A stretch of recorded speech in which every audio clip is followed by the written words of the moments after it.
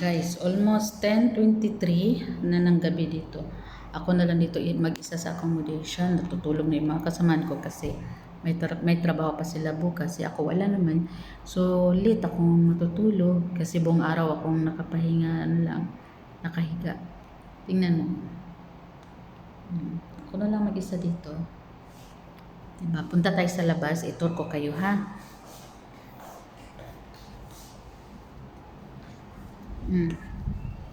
Itong accommodation namin, tingnan mo, umuwi na ang pang evening.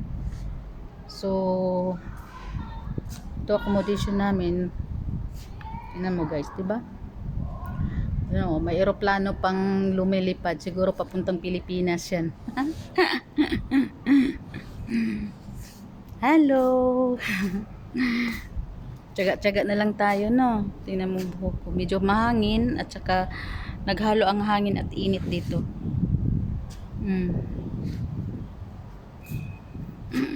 Very good, guys.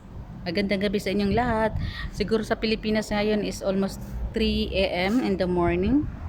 So, good morning, Philippines. Like and share my YouTube channel. Thank you.